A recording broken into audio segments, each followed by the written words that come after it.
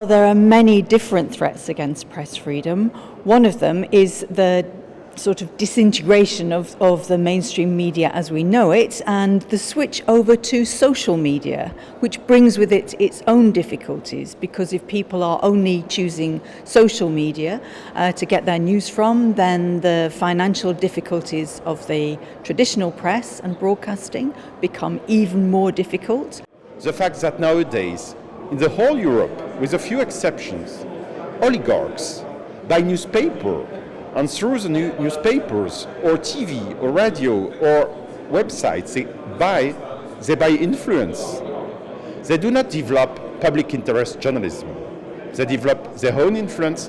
It's really dangerous for journalism and for the societies who need such third parties for trust. This is the question of, because we are talking about changes at the area of media, technology and the impact of technology on media. We are talking about freedom of expression and freedom of media, pluralism, market rules, but on the other hand we need to remember about public media, and that this is very important to have some kind of impartiality at the area of public media. There are many dangers all over Europe, in many countries, also in Poland, that public media are or become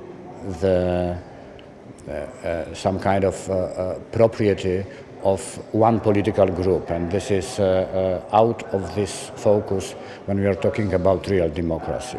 So impartiality of public media is also one of the key issues. If I take a question of terrorism, the issues are very strong, very difficult to handle. You have the question of the threats by terrorist organizations against journalists, and so some issues suddenly become hot issues, like the question of a religion. I mean, how do you cover Islam, for instance? It's something which is not easy to do if you're afraid of being hit by someone who would disagree with the way you cover this issue. But also, you might say, I don't want to cover those issues because I don't want to feed right-wing populism, which try to profit from questions about Islam. So you tend to self-censor yourself.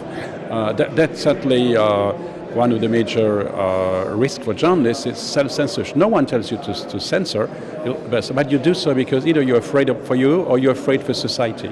I think apart from political populism and other things, what we often overlook is the role of technology in shaping how publishers can build sustainable monetization for their content and therefore actually be enabled to publish critical opinions. And in particular, the rise of programmatic advertising, which is data-driven advertising, and the rise of platforms like Google and Facebook have so far, at least, put publishers under severe strain, and there's not a single answer to fix this. I think it's a very real problem, and it's one that I actually signalled in a paper called Choose It or Lose It, the future of news in the digital age. That was back in the year 2000, and now it's coming true, sadly. I don't want to be a sort of doomsday soothsayer, but choose it or lose it is an idea that drives the whole search engine. If you like that, you'll like this. The whole idea of RSS feeds that feed you more of what you want instead of more of what's important, what you need to know in order to make informed decisions in a democracy. And so misinformation and propaganda can very easily take hold, even if there is, in theory and in practice, a diverse range of different opinions. People are choosing to ignore them and to only have reflected back to them what they themselves believe.